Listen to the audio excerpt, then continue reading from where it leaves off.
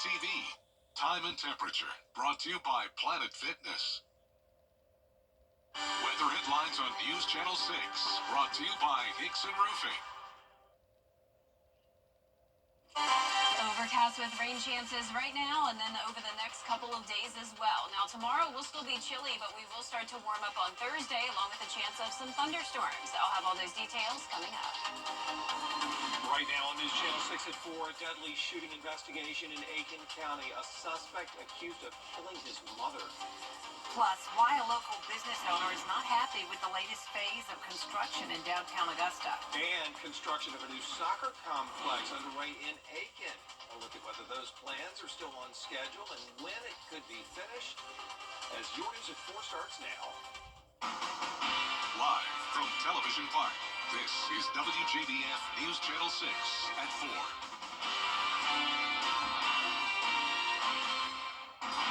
Hello everybody, I'm Brad Means. And I'm Jenny Montgomery. Thank you for joining us. Coverage you can count on begins with a 20-year-old Gloverville man in custody accused of shooting and killing his mother. Aiken Bureau Chief Sean Cabbage-Stock live at the Sheriff's Office with the story. Sean? And Brad, deputies arrested 20-year-old Xavion Butler. He's facing murder and weapons charges. Deputies responded to 518 Lawana Drive just before midnight Sunday. When they got there, they found bullet holes in the door. Witnesses told them Butler was armed, appeared suicidal, and had fired multiple shots. His mother, Adrienne Richardson, was found dead in a bedroom. He was so hysterical, too. We couldn't halfway understand what he was saying. I had to grab him and hold him and tell him to calm down and tell me what was going on. And that's when I got some understanding and dialed 911. That just had them shot his mama.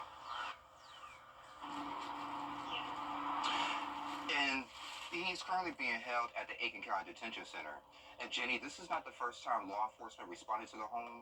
He was charged with third-degree assault and battery earlier this year. Live in Aiken County, I'm Aiken Bureau Chief Sean Cabbage-Stock, WJBF News Channel 6. Tragic situation, Sean. Thank you. An update to a story now we told you about yesterday. The Richmond County Sheriff's Office says both Alicia Pope and Paris London, they're both 16 years old and they have been found safe. Authorities still need your help, though, trying to find Azaria King. They believe she is in the Damascus Road area, and 15-year-old Devin Hardy. If you've seen either of these teens, please contact the Richmond County Sheriff's Office. Time now for a first look at our very rapidly changing weather. Yeah, Chief Meteorologist Jenna Petracci keeping an eye on it all. And if you don't like today, just wait a little bit. It'll change again, I'm sure. That's exactly right. The temperatures are all over the place this week. And of course, today it is very chilly. And look at this view on our Terry Lambert Hyundai Skyview cam.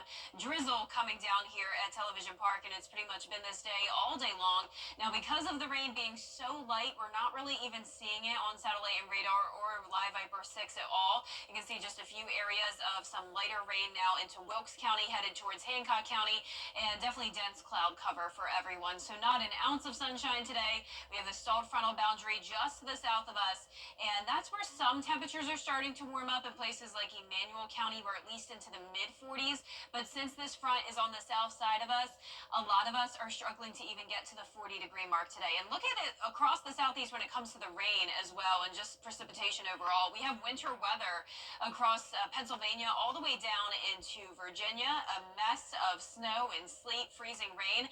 Luckily, even though it's chilly for us today, it's not quite that cold, so our temperatures are above freezing. Our temperature change map is showing conditions around 20 to even 30 degrees cooler than this time yesterday. That's putting us around 40 degrees. 41 in Augusta, Evans, you're at 42. Sylvania now at 50 though. Aiken, you're at 38. Gibson at 41 and 43 in Waynesboro. Dew points are still pretty low, upper 30s to low 40s, so that's not why we're not seeing any heavy rain at this time. It's all just super light and pretty much in the form of drizzle. Winds are coming in from the northeast for some of us, but then southeast for our southern line counties, where we're starting to warm up just a bit. And the winds are occasionally gusting up to around 15 to 18 miles per hour. For the rest of your evening in Augusta, we'll be hovering around that 40-degree mark, cloudy skies with drizzle still possible. And over the next few days, that's when we'll start to see those temperatures change again.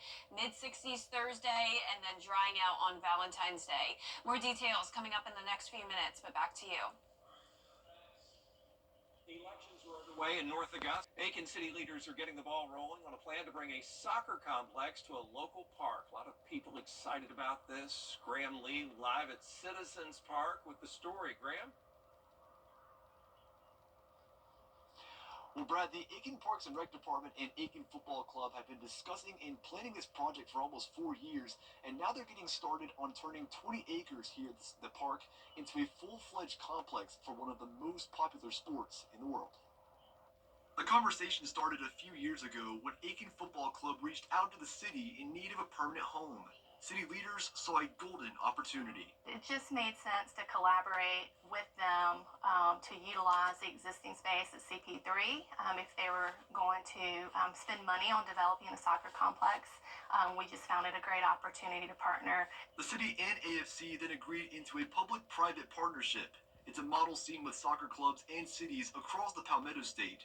Richmond County and Augusta Arsenal also have that same partnership. We knew that they had funding, or they were going to be obtaining funding to build their soccer complex. It just made sense to continue our partnership with them for the benefit of the Aiken community, to benefit our recreational soccer players. The first phase focuses on fencing the perimeter of the area. That will allow for security and safety, along with space to put banners for AFC and local sponsorships. Citizens Park has also served as the city's only debris drop-off site since Hurricane Helene more than 4 months ago. But Campbell says that has not stopped progress on the operation. We have multiple open space within Citizens Park that's not developed into anything. So the area where the debris drop-off is secluded from any of our current open play space. 15 months from now, the United States will host the 2026 FIFA World Cup for the first time since 1994. 8 of the games will take place 2 hours up the road at Mercedes-Benz Stadium. With the upcoming tournament and soccer complex on the way, Campbell says it could be a big boost for the local economy. We, within our tourism division, will certainly be looking at 15 months from now, how do we market to the community that's coming in to watch the World Cup in Atlanta, and how do we get them within that drive market into Aiken. So Aiken Football Club will be handling the costs and the timelines involved in this project. City leaders tell me the next steps are to add lighting on the fields, and they also plan to add artificial turf fields here at the Citizens Park down the road, and they could see a final product sometime in the next 3 to 5 years. Live in Aiken, Graham Lee, WJBF, News Channel 6. Back in Augusta, leaders talking about the future of an historic building at Dias Park. A commission committee looking at a proposal from Historic Augusta and private developers to renovate the 130-year-old fire station at the park. The proposal has been rejected by city department heads. They just say it doesn't make sense financially. I really don't think it can be repurposed just because of how much it's going to cost, even though there's I think it's 2 potential people who want to invest in it. I just don't see us having the money to help them with the progress of it. Today, the committee rejected the proposal, and now it goes on to the full commission. Some Augusta business owners are speaking out about the Broad Street Road construction in downtown Augusta. They're concerned the beautification project could cost them valuable parking spaces. Ellison Hubbard has more. A project set to beautify downtown now has some owners concerned about how this project will affect their businesses. Now we would lose about 2/3 of our parking on the block, the area of the block immediately in front of our business. And we already battle parking issues, so that was a surprise. A city official says they will look and see if changes can be made. We have gone back and asked our engineering consultant to take a second look at the parking. Again, we don't want to affect anybody in a negative way, so we've asked them to take a look at the parking that's proposed and see if we can maybe add some of the parking that was moved around. We'll see if we can add it back in, especially along the portions of Broad Street that have the restaurants. We understand that people want to park and go and eat. We definitely want to keep that patronage going. But owners concerned don't stop at just the loss of parking.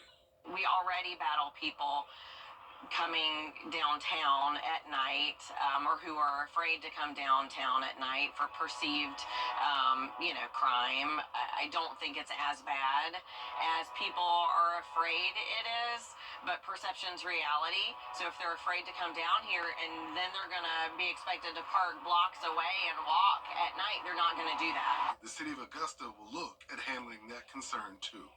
Some people, when they go down at night, they may not feel safe. So those are really not issues that we're in charge of. But we definitely are working, with the enforcement agencies in Richmond County to make sure that we can make this the best it can be. And we're going to improve other things that should make it safer, like the lighting. There'll be a lot more street lighting than there is today. And those types of improvements to this project should really enhance the area above just the parking. In Augusta, Ellison Hubbard, WJBF News Channel 6. The project is still set to happen at the end of this month. The United Way of the CSRA hosted a resource fair this morning. The idea was to get people connected to services and resources they may need.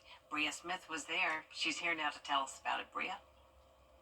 That's right, Jenny. Well, 211 is just a 3-digit number, but offers several different resources to help assist those throughout the CSRA.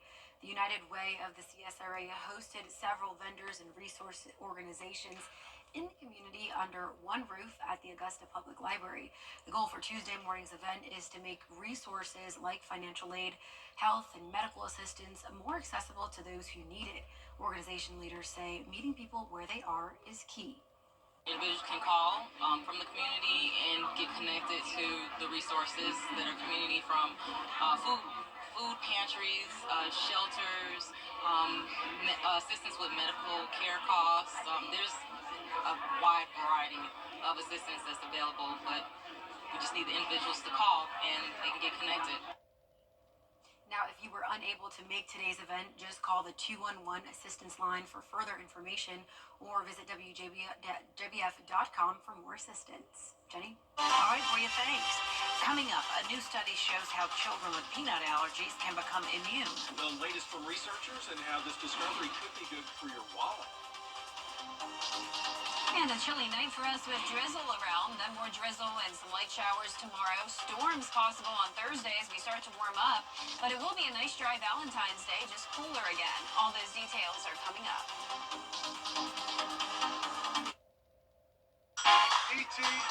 Your Green Pro partner.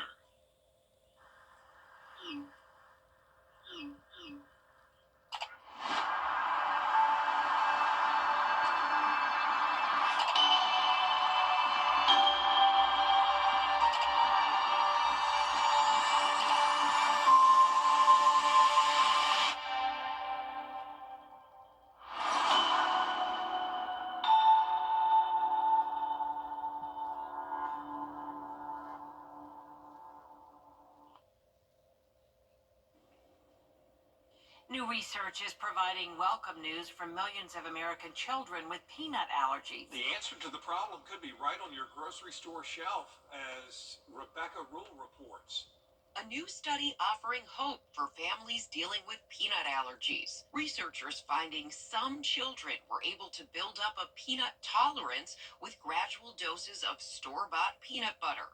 Kids have what's called a high threshold peanut allergy, meaning that they can tolerate about half of a peanut before they show any symptoms. In one group, they gave these kids a small increasing amount of peanut products over the course of 18 months. And they found that those kids were actually able to tolerate peanut products at the end of the trial. So telling us that it is possible in these kids who are able to tolerate a small amount of peanuts, that they can essentially train their bodies to not be triggered by peanuts. Researchers say every child in the group that gradually dosed peanut butter became desensitized. with 100% able to tolerate 9 grams of peanut protein compared to 21% in the group that avoided peanuts. And even after the study, 68% were able to sustain their tolerance compared to 8% in the other group. Many parents have been taught to introduce allergenic foods to babies early to slowly train their bodies not to overreact. But this study focused on children with a known peanut allergy,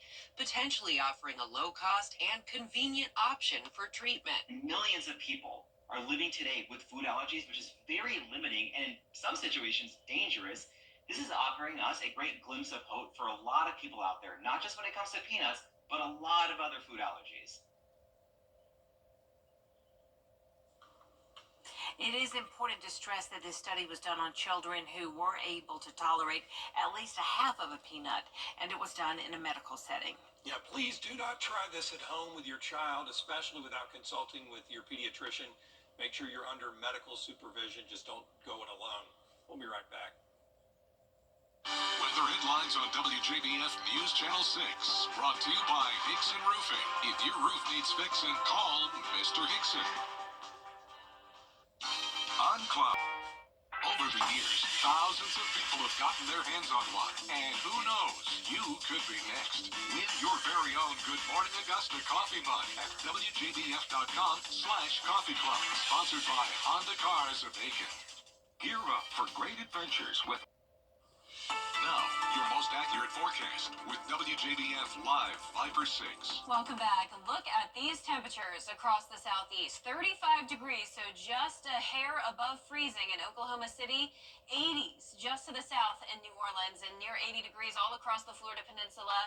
In our neck of the woods, we are on the cold side of things, with temperatures struggling to get out of the 40s. But notice in southern Georgia, that's where there's the 70s, and just to the north of us around Charlotte, also only sitting at 36 degrees. So a huge variety of temperatures across the southeast with this low pressure system just causing that big temperature spread on top of some chances of precipitation.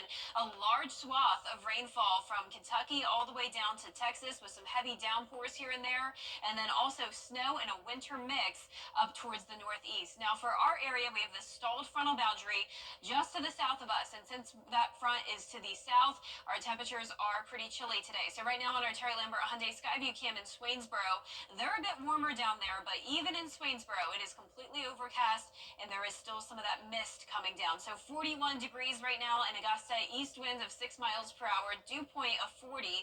So because the dew points are low, we're not seeing any heavy downpours, and because of all the cloud cover, visibility is of course poor at just 2 miles. So our warm spots today, you could say, would be anywhere from around Sandersville down to Sylvania. Sylvania currently sitting at 50 degrees, but upper 30s to the north of I-20. 37 is pretty much where we're topping off at in McCormick and Saluda. 39 in Washington. So it was actually a little bit warmer this morning, and then the temperatures went down from there. Now tonight we're going down into the upper 30s to low 40s.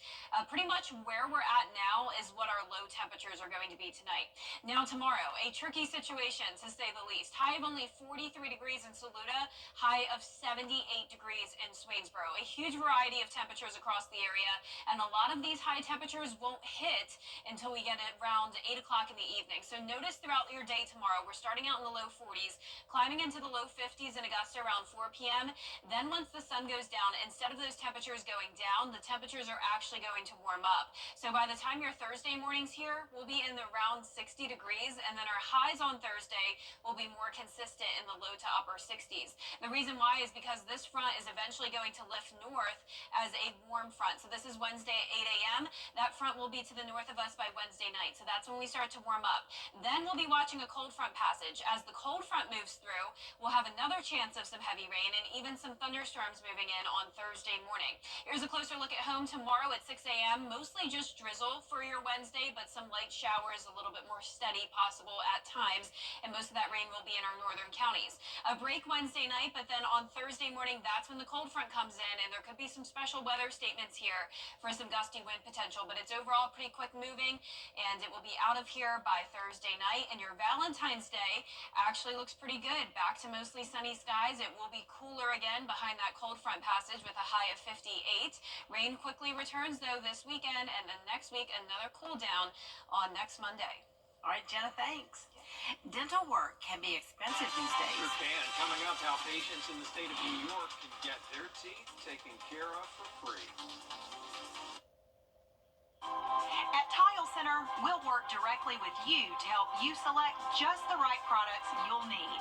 Our staff has the expertise needed to assist homeowners, contractors, architects, and designers with any tile project anywhere in your home or office.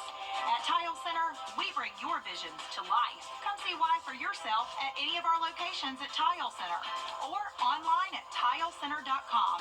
Your tile and stone experts.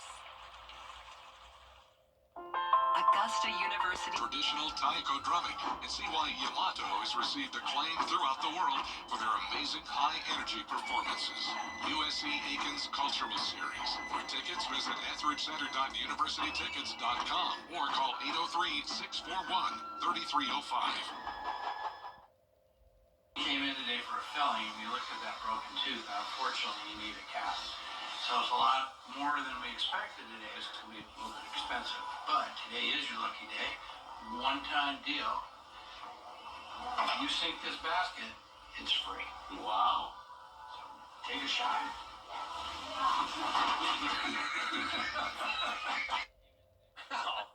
Well, that was a dentist in New York explaining what his patient had to do for free dental work. Yeah, the caption, though, says, when the assistant, as you saw, is on defense, no time for freebies in this office. The assistant was aggressive. That video has been seen at least 27 million times on social media, so it's big. It just get out of my house with that. There's a lot more coverage you can count on at 4:30. Including President Trump calling for WJBF News. your way for a better us. If you've been arrested for a DUI in Georgia, you may only have 30 days to protect your license or your privilege to drive here.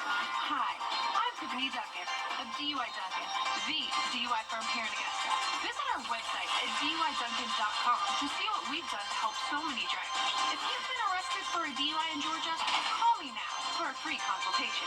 While the firm, of course, cannot guarantee results, we do guarantee hard work and fast action. Remember the name, DUI Duncan.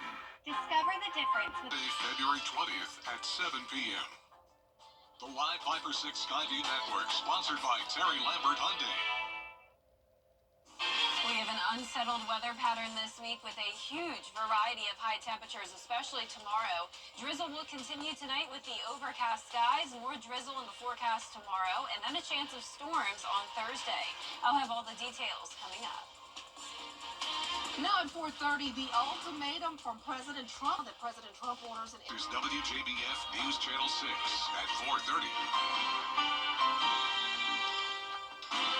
Good afternoon, everyone. I'm Dee Griffin. Thanks so much for joining us at 4:30. Coverage you can count on begins with President Donald Trump's plan to take... Time now for a first look at our weather with Chief Meteorologist Jenna Petracci. And what a yucky day. I'm sorry, it was just yucky. I mean, it's so different from Sunday. It just came out of nowhere. And I know that's not a scientific word, but it was yucky. Well, you can say it, Dee. I can't say it, but you can say it. I got you. But if on a positive note, if you like the clouds and you like the cooler weather, this may be a good day for you. So right now on our Terry Lambert Hyundai Skyview Cam in Waynesboro, it is cloudy and it's wet outside. We haven't had any heavy rain, but we have had steady light rain at times and also a lot of drizzle and mist. So right now on our satellite and radar, we're really not picking up on that much of the rain because it's coming down so light. You can see it's a little bit heavier in some of our western counties, just enough to actually show up on radar. But even in the places that it doesn't look like it's raining, we still have that mist coming down. So we have a solid frontal boundary to the south of us, low pressure with a big batch of rain out to the west. Now, the majority of the rain is not going to be impacting us. It's going to just be coming down very light at times, but because of this frontal boundary that's moving up and then down again, the temperatures are all over the place this week. The temperature change map is showing conditions around 15 to even 30 degrees cooler than this time yesterday, and even yesterday was pretty cool. So right now we're sitting in the upper 30s to low 40s. Aiken, you're only at 38, 39 in Edgefield, 40 in Crawfordville, and 41 in Augusta. Our dew points are also in the upper 30s to low 40s, so that's why we're not seeing any heavy rain. So there is still enough dry air in place to prevent any of those heavy downpours, and the winds are mostly coming in from the southeast now, but we also still have that northeast wind, so that's bringing the temperature divide today, and the winds are gusting up to around 15 miles per hour, so not super windy today. Tonight we'll see that northeast wind here in Augusta. Temperatures going down to 41, and then we'll start to warm up as we head towards Thursday with a very high chance of rain and even some thunderstorms. But then by Valentine's Day, back to sunshine and a cool down again. I'll have more details on the forecast this week coming up soon, but back to you, Dee. All right, thanks so much. We'll see you then. The Pentagon is trying to change the name of North Carolina's largest military post. Defense Secretary Pete Hegseth has signed an order to rename Fort Liberty to Fort Bragg, but it's not actually going back to its old name. Same fort, same name, but after a different guy. Instead of being named for the Civil War's Confederate general, it will be called Fort Roland L. Bragg. Roland L. Bragg for a World War II Silver Star and Purple Heart recipient. I direct the Army to change the name of Fort Liberty, North Carolina to Fort Bragg, North Carolina. That's right, Bragg is back. The base became Fort Liberty 2 years ago under a congressionally chartered commission. By law, the Department of Defense is not allowed to change or name military assets after anyone or anything associated with the Confederacy. A change of policy that could impact how you enjoy a beverage. In today's Political Minute, Blake Berman breaks down President Trump's new order. First time that when I see him, a lot of stuff came into my mind because I wasn't prepared at all. I know the first 3 months of his life were really important, and I wanted to be there all the time for him. First time he was like, "Daddy, Daddy." That was one of his first words.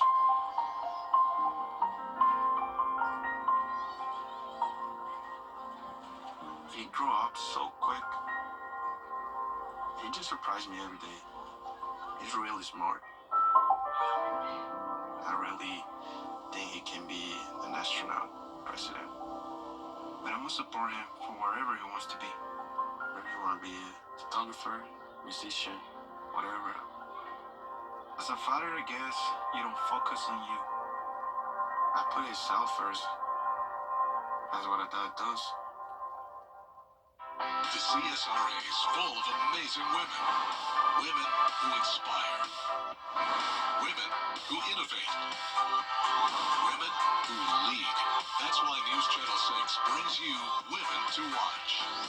On the last Wednesday of each month, News Channel 6 recognizes local businesswomen who are making a positive impact in our community. Nominate someone today at WJBF.com. Sponsored by Goodwill. Black excellence is important. Fly direct to Washington, D.C. from Augusta Regional Airport. All February, we're highlighting Black voices and figures. On Thursday, February 20th at 7 p.m., tune in for WJBF's Honoring Black History Special. We will share stories of some of our local legends right here on News Channel 6. Now, whether in the boardroom or at the racetrack, in both of her roles, Latasha Causey as a trailblazer. In today's Honoring Black History story, Xavier Walton explains why. You know, you have so many people in the sport, but nobody quite like Latasha Causey. She's the first female African-American track president in NASCAR history. My dad played football. My brother played football. That's all we do, right? Sports is just our thing. And that thing, open doors Latasha could have never imagined. The trailblazer grew up in Phoenix, right next to the track she's now running. Believe it or not, Latasha says she didn't go to a NASCAR race until she was an adult. It does come with an obligation as well. You know, you're the first person to do that, and kids do look up to me, and I do have to make sure I'm not the last. I have to bring others with me and do things to make sure that kids are not like myself, where they're not going to a race until they're an adult. I want them to start early. I'm about to run by Bubba. And one of NASCAR's biggest names is taking notice. Latasha's great. Bubba Wallace, riding in the 23 car, paying homage to his boss Michael Jordan, has been driving the push for more diversity in NASCAR for years. Showing other boys and girls that they can be track president one day. There's so many different avenues that 5 years ago, nothing was showcased. Latasha is a prime example. She's a pioneer hoping to move the needle for future generations. I have to be the example for all of them, and so it does motivate me every single time I see a young girl, a young boy, any kid, any kid of color, non-color, just all of those things to let them know that you can be whatever it is you want to be. And to be honest, like the plan that you have isn't necessarily what you're going to be later on.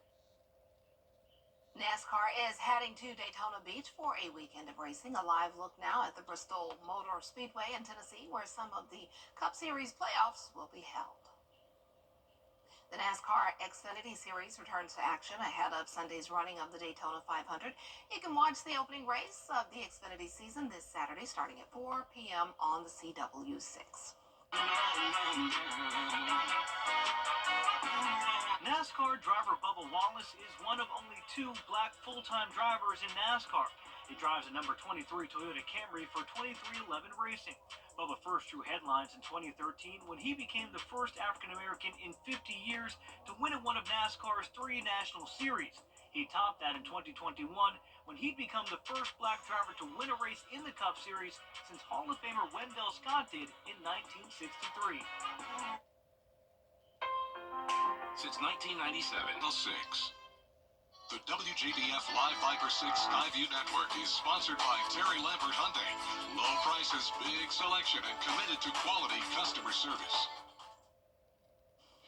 Now, your most accurate forecast with WJBF Live Viper 6. Welcome back. What a day across the southeast. We're seeing a little bit of everything when it comes to those temperatures, from the 30s to the 80s. 82 in New Orleans, 35 in Oklahoma City, and in our neck of the woods, we're definitely on the cold side of things, but South Georgia, completely different story. It's all because of this stalled frontal boundary that's just to the south of Augusta, so that's why some of our southern line counties are now starting to warm up. Definitely not warm by any means, but at least getting to around 50, while other places in the CSRA are in the upper 30s. But because of the fact we're still above freezing, we don't have to worry about any of this freezing rain or snow that they're seeing around Washington, D.C., up towards Pennsylvania, and even as far south as North Carolina. Now, we do have this big batch of rain as well, all part of this low pressure system, and that's where the big flooding threat is taking place this week. Now, for our area, it's a very light rain and mist coming down. Our Terry Lambert Hyundai Skyview cam is showing just that.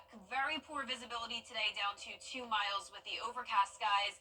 A northeast wind of 7 miles per hour. Dew points are in the upper 30s, though, and that's what's helping to prevent any of this rain from coming down heavy. Now, as for those temperatures in the CSRA, 39 in McCormick, but 50 in Sylvania, so the warmest spots are to the south of Burke County, but overall a chilly day for us, and the lows tonight are pretty much where we're at right now, so it's not going to be changing much as we head throughout the rest of our evening. Temperatures are going to stay pretty steady, and the highs tomorrow are a whole different story. We are going to be seeing a rainbow of temperatures across the region. 43 will be your high in Saluda tomorrow, but how about 78 in Swainsboro? Feeling like a spring-like day, so it's just a huge variety of temperatures. It's a completely different forecast if you're north of I-20 versus around the metro, and then in our far southern line counties. But all of us will be cloudy again with that chance of drizzle and light rain throughout the day, starting out in those low 40s, climbing into the mid-50s as we go into the afternoon, then becoming more consistent on Thursday afternoon. Low to upper 60s across the board, and that's because of the warm front lifting to our north finally. So this stalled frontal boundary stays in the area through Wednesday morning, and then as it lifts to our north, that's when we'll start to warm up as we go into Wednesday night. So temperatures will actually be going in reverse. We'll be around 60 degrees Thursday morning, and then getting close to 70 on Thursday afternoon, with the chance of some rain and storms coming in as well. So definitely the possibility of some active weather on Thursday, but for your Wednesday, it's mostly going to be this light rain and drizzle, mostly in our northern counties. And then once again, as we go into Thursday, that's when we'll be watching for this stronger line coming in with some gusty wind potential. So on our 10-day forecast, you can see that high chance of rain on Thursday, and then by Valentine's Day, we're drying out, back to sunshine and cooler weather again, high of 58, and more rain over the weekend. And we'll be right back. You come to the Hog Log Group. News at 9:30 on News Channel 6.